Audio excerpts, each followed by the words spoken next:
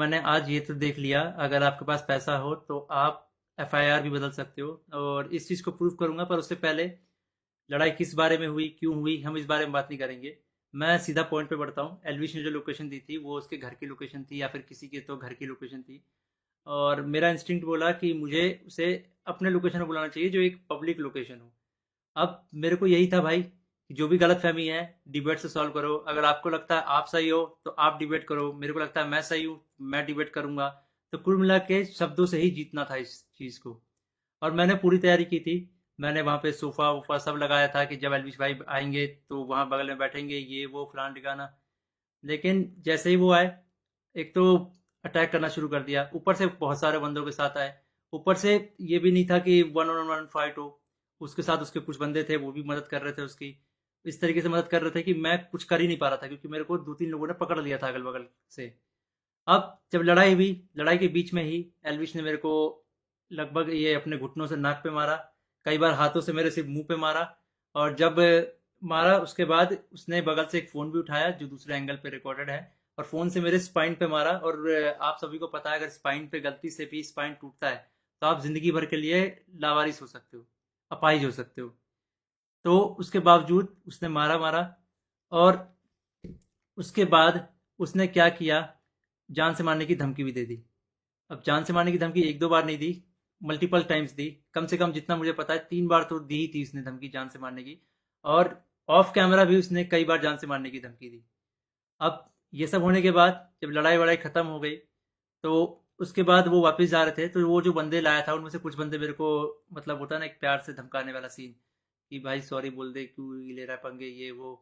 भाई मैं तो अपने चीज़ों पे अटल था। मैंने बोला मैं सॉरी तो नहीं बोलूँगा, क्योंकि मैंने गलती तो की नहीं है। उसके बाद एल्विश ने भी थोड़ा ट्राई किया था सॉरी बुलवाने के लिए, लेकिन मैंने उसको भी सॉरी नहीं बोला। और ये सब जब हुआ, तो शुरू में मेरे को लगा मेरे को सिर्फ यहाँ चोट आई है, क्योंकि मेरे को कहीं पे भी दर्द फील नहीं हो रहा था। तो मेरे को शुरू शुरू में सिर्फ यहाँ चोट आई। उसके बाद एक डेढ़ घंटे बाद मेरे को यहाँ पे दर्द होना शुरू हुआ, और फिर 2 से 3 घंटे बाद मेरे पूरे स्पाइन में दर्द होना शुरू हुआ। और इस तरीके से हुआ कि मैं सो ही नहीं पाया।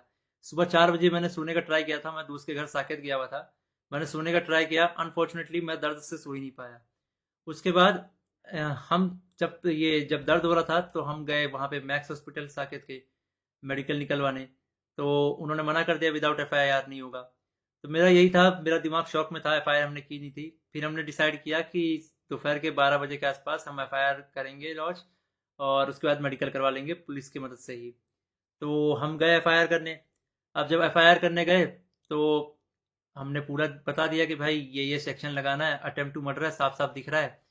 तो वो जो एसएचओ थे, उन्होंने बहुत अच्छे से बात की।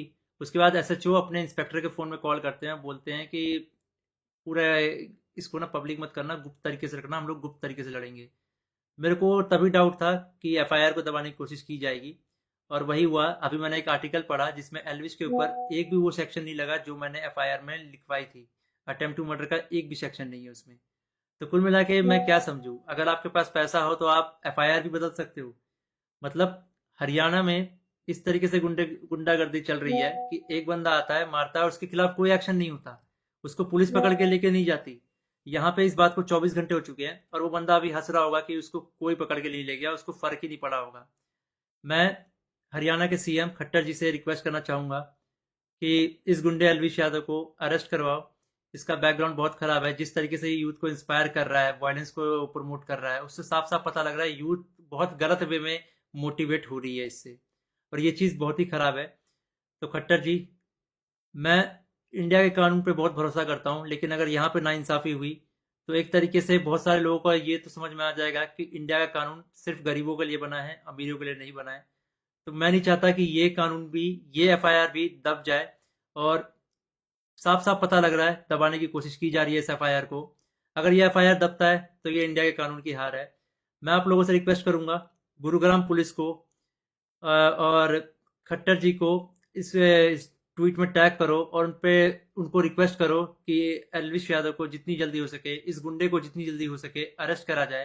क्योंकि अगर कोई भी ऐसे मार के निकल जाएगा और फिर अपने स्टोरी में डालेगा कि भाई वर्क डन, तो खुल्लम खुल्ला यही है कि वो वायलेंस को प्रमोट कर रहा है, और उसको पता है कि उसका कोई कुछ नहीं बिगाड़ सकता। तो एक तरीके से ये इंडिया के कानून की हार है।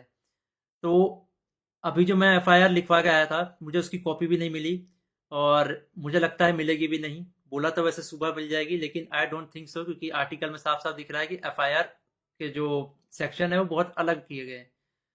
तो इंडिया के कानून का मजाक ना बने, तो आप लोगों से एक आखिरी बार रिक्वेस्ट है, सीएम खट्टर जी को गुरुग्राम पुलिस के ऊपर टैक्स अटैक किया जाए, ताकि ये मामले को वो लोग सीरियसली ले। इन द एंड अगर इस बीच में मुझे कुछ भी होता है, मेरे पे कोई भी जानलेवा हमला होता है, इसका जिम्मेदार एलविश यादव होगा, या फिर उसके दोस्त होंगे, या फिर गुरुग्राम पुलिस होगी जिसने मेरे एफआईआर को पूरा का पूरा बदल दिया और पता नहीं क्या एफआईआर लिख दिया। और ये ये इंडियन कानून की बेइज्जती है, ये तो मैंने देख लिया। कुछ नहीं भाई, अगर तुम्हारे पास पैसा हो तो कुछ भी कर सकते हो, ये तो मैंने देख लिया भाई।